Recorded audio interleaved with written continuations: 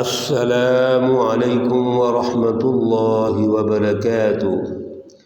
اعوذ باللہ من الشیطان الرجیم، بسم اللہ الرحمن الرحیم۔ وَإِذَا رَأَى الَّذِينَ أَشْرَكُوا شُرَكَاءَهُمْ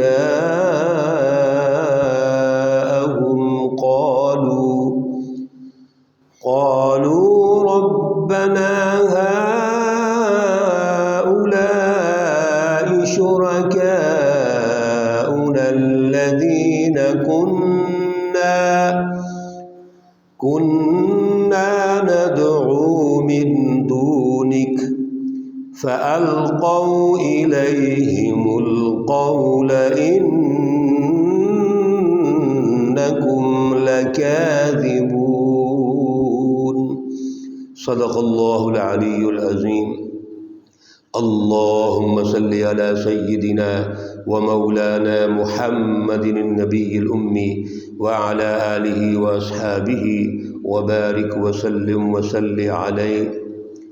معزز سامعین و سامعات، آج جن آیات مقدسہ پر درس قرآن ہو رہا ہے وہ آیات مقدسہ نمبر 86، 87، 88 اور 89 ہیں۔ سورۃ النحل ہے، پارہ نمبر 14 ہے، اور یہاں پر سورہ مقدسہ کا رکوع نمبر 12 اور پارے کا رکوع نمبر 18 مکمل ہو رہے ہیں۔ اللہ رب العزت ان آیات مقدسہ کا فہم، ان کا شعور، ان کا اعلیٰ نظریہ ہمیں عطا فرمائے، اور پھر عمل کی توفیق اور صلاحیت عطا فرمائے۔ گزشتہ درس میں اللہ رب العزت نے 2 جماعتوں کا ہمیں تعارف کروایا تھا۔ ایک وہ جماعت ہے جو اللہ کی سچی جماعت حزب اللہ ہے، جس کے امام، لیڈر اور قائد رسول اللہ صلی اللہ علیہ وسلم ہیں۔ آپ نے، اللہ رب العزت نے جو ڈیوٹی لگائی، آپ کو ٹاسک سونپا، وہ دعوت کا تھا، جماعت سازی کا تھا۔ ایک وہ سسٹم جو ظلم کا قائم کیا ہوا ہے، ظالمانہ نظام موجود ہے، اور اس پارٹی نے ظلم کا نظام قائم کر کے انسانوں کو غلام بنایا ہوا ہے، محکوم رکھا ہوا ہے، اور معاشی اور سیاسی بدحالی پیدا کی ہوئی ہے۔ یہ دوسری جماعت ہے۔ اس کے نظام کو توڑنا مقصود ہے، اس کو شکست دینا مقصود ہے، اس کو جڑ سے اکھیڑنا مقصود ہے۔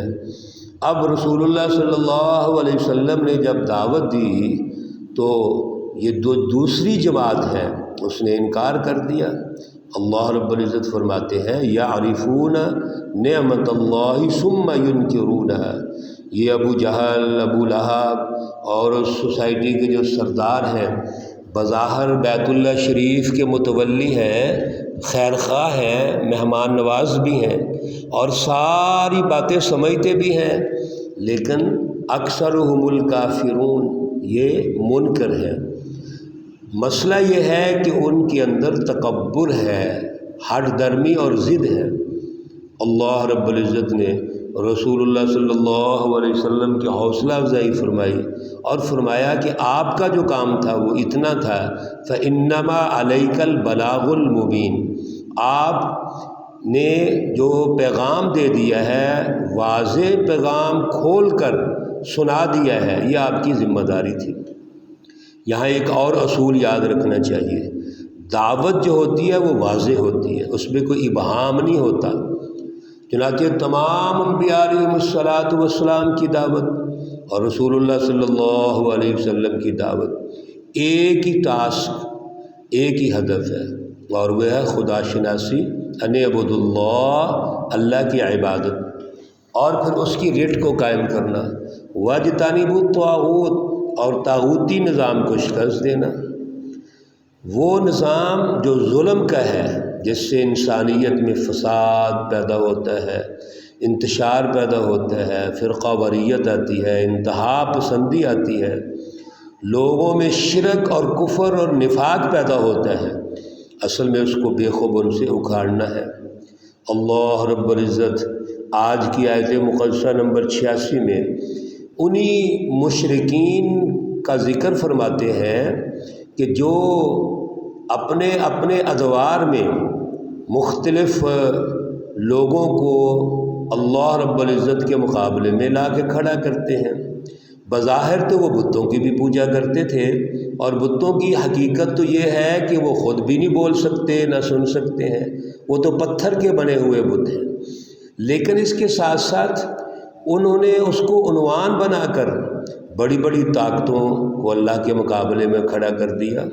ابو جہل خود ایک بڑی طاقت اپنے آپ کو سمجھتا تھا، جیسے فرعون اور نمرود یہ سمجھتے تھے ہم اس دور کے اول نال ہیں، خود مختار ہیں اور عوام کو جیسے چاہیں استعمال کریں۔ اسی طرح مکہ المکرمہ کی سوسائٹی میں ابو جہل اور اس کی جماعت تھی، اور اس سے اوپر کیسر و کسریٰ تھے۔ تو چنانچہ اللہ رب العزت رہنمائی دیتے ہوئے ارشاد فرماتے ہیں کہ اللہ کے سامنے جتنے لوگ مشرک ہیں، شرک کرتے ہیں، جن کو یہ پکارتے ہیں، وہ وہاں پر کہیں گے ربنا ہؤلاء شرکاؤنا الذین کنا ندعو من دونک، یہ کہیں گے کہ یا اللہ یہ وہ لوگ ہیں جو ہمارے شریک تھے، جن کو ہم پکارتے تھے تیرے علاوہ، اور یہ وہ ہیں جو ہمیں گمراہ کرتے تھے، ہمیں بہکاتے تھے۔ لیکن آگے سے جواب یہ آئے گا، وہ لوگ کہیں گے فَأَلْقَوْا إِلَيْهِمُ الْقَوْلَ، وہ یہ جو گفتگو کر رہے ہیں ان کو واپس ان پر ڈال دیں گے اور کہیں گے اِنَّكُمْ لَكَاذِبُونَ، بے شک تم جھوٹے ہو۔ یہاں سے یہ بات واضح ہو گئی، اللہ جو ہمیں رہنمائی ارشاد فرمانا چاہتے ہیں کہ یاد رکھیے آج دنیا میں جو تم بڑی طاقتیں جن کو سمجھتے ہو اور اللہ کے مقابلے میں ان کو شریک ٹھہراتے ہو، مقابلے میں کھڑا کرتے ہو، یہ ان کی کوئی حیثیت نہیں ہے، یہ وہاں انکار کر دیں گے۔ حتیٰ کہ شیطان جو ان کا سب کا چیئرمین ہے اور بڑا ہے وہ انکار کر دے گا، وہ یہ کہہ دے گا کہ وما کان لی علیکم من سلطان الا ان دعوتکم فاستجبتم لی فلا تلومونی ولوموا انفسکم، سورہ ابراہیم رکوع نمبر 4 ہے کہ دیکھو تمہارے پاس کوئی دلیل ہے کہ میں نے آپ کو بہکایا ہے؟ ہاں میں نے دعوت ضرور دی آپ کو، میں نے دعوت دی اور آپ نے قبول کر لی، تو دعوت تو اللہ کی بھی موجود تھی نا، اس کو تم نے ٹھکرا دیا اور میری دعوت کو قبول کر لیا، لہٰذا آج مجھے ملامت مت کرو، اپنے آپ کو ملامت کرو۔ اللہ رب العزت فرماتے ہیں وَأَلْقَوْا إِلَى اللَّهِ يَوْمَئِذٍ السَّلَمَ، اس موقع پر، اس دن اللہ رب العزت کے سامنے یہ عاجز آ جائیں گے۔ وَضَلَّ عَنْهُمْ مَا كَانُوا يَفْتَرُونَ، اور جو بھی اللہ کے بارے میں جھوٹ بولا جاتا تھا وہ سب کا سب واضح ہو جائے گا۔ اور یہ کہتے کیا تھے؟ الذین کفروا، یہ جو کافر لوگ ہیں، وصدوا عن سبیل اللہ، لوگوں کو اللہ کے راستے سے روکتے تھے، زدناہم عذابا فوق العذاب بما كانوا يفسدون، آج ان کو عذاب کے اوپر عذاب آئے گا اس وجہ سے کہ یہ معاشرے میں فساد پیدا کرتے تھے۔ دو باتیں یاد رکھنی چاہیے، ایک اللہ کے راستے سے روکنا، یعنی اللہ کی رٹ کو قائم نہیں کرنے دیتے تھے، حزب اللہ کے مخالف تھے، اللہ کی سچی جماعتوں کے مخالف تھے۔ دوسرا، انسانیت میں فساد پیدا کرتے تھے، انسانوں کو گمراہ کرنا چاہتے ہیں، سچی جماعت سے دور رکھنا چاہتے ہیں تاکہ سوسائٹی اور معاشرے میں ظلم موجود رہے، غلامی موجود رہے، اس لیے ان کو وہاں پر عذاب ہوگا اور عذاب پر عذاب دیا جائے گا۔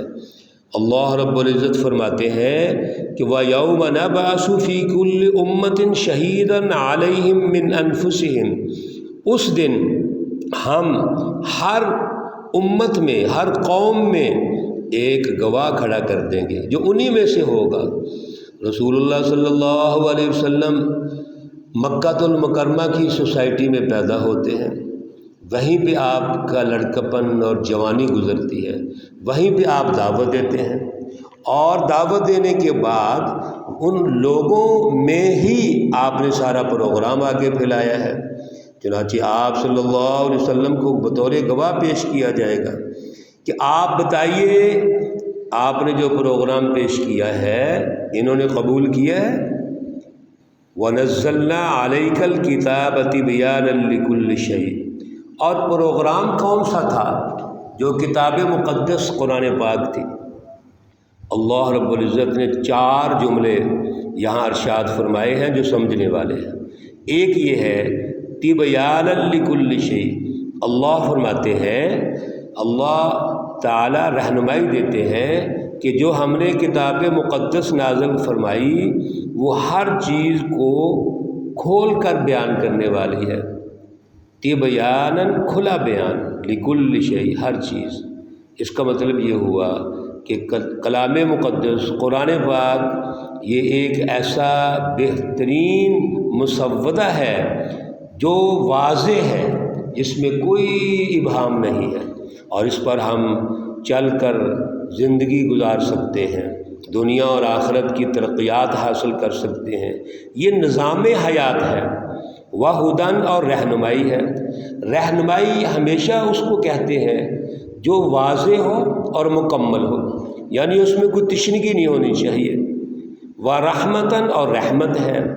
رحمت سے مراد یہ ہے کہ اس کا جو عملی نظام ہے وہ عدل پر مبنی ہے، وہ امن اور خوشحالی پر مبنی ہے، وہ انسانیت دوستی پر مبنی ہے۔ رحمت کوئی بھی فلسفی اس وقت ہوتی ہے جب اس سے معاشرہ مطمئن ہو، وہ معاشرے کی اس میں بقا ہو، اس میں ترقی ہو، انسانیت دوستی ہو۔ اسی لیے عدل کے نظام میں انسانیت دوستی ہے۔ حضور نبی اکرم صلی اللہ علیہ وسلم کو رحمت للعالمین جو ارشاد فرمایا گیا وہ بھی یہی ہے کہ آپ صلی اللہ علیہ وسلم جو دعوت دے رہے ہیں، پروگرام دے رہے ہیں، فلسفہ توحید پیش کر رہے ہیں، وہ پوری سوسائٹی، پورے عالمین کے لیے رحمت ہے، یعنی اس میں عدل ہے، مساوات ہے، خوشحالی ہے، امن ہے، انسانیت دوستی ہے۔ اس لیے آپ صلی اللہ علیہ وسلم رحمت للعالمین بن کر تشریف لائے ہیں۔ وَبُشْرَىٰ لِلْمُسْلِمِينَ، جو یہاں نمبر 4 پہ بات ہے، چوتھی بات کہ مسلمانوں کے لیے خوشخبری ہے۔ مسلمین، مومنین، متقین قیادت کو کہتے ہیں۔ اصل میں جو قیادت مسلمین کی ہے وہ پوری انسانیت کے لیے ہے۔ کیوں؟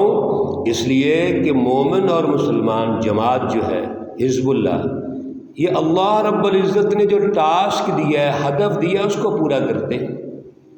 ان کی اپنی کوئی منشا اور رضا نہیں ہوتی، یہ اللہ رب العزت کو راضی کرنا چاہتے ہیں، اور اللہ کی رضا کے لیے اپنا تن من دھن سب کچھ قربان کر دیتے ہیں۔ اس لیے یاد رکھیے، قیادت کہتے ہی اس کو ہے جو جان نثار ہوتی ہے۔ قیادت اس کو کہتے ہیں جو پوری انسانیت کے لیے عدل کا، مساوات کا اور اخوت کا نظام قائم کرتی ہے۔ ان کی اپنی کوئی خواہش نہیں ہوتی۔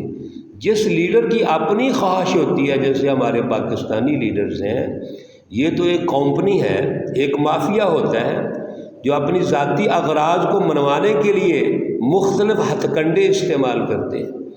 جو قیادت حزب اللہ ہے، مومنین اور مسلمین ہے، رسول اللہ صلی اللہ علیہ وسلم ہے، وہ ان کی اپنی کوئی ذاتی اغراض، مفادات، خواہشات نہیں ہوتی۔ ان کی ایک ہی خواہش ہے اللہ راضی ہو جائے، اللہ کی ریٹ قائم ہو جائے، اور انسانی سوسائٹی پر عدل کا نظام قائم ہونے کے بعد پوری انسانیت میں انسانیت دوستی قائم ہو جائے، محبت قائم ہو جائے، امن اور خوشحالی قائم ہو جائے۔ اللہ رب العزت ہمیں عمل کی توفیق اور صلاحیت عطا فرمائے۔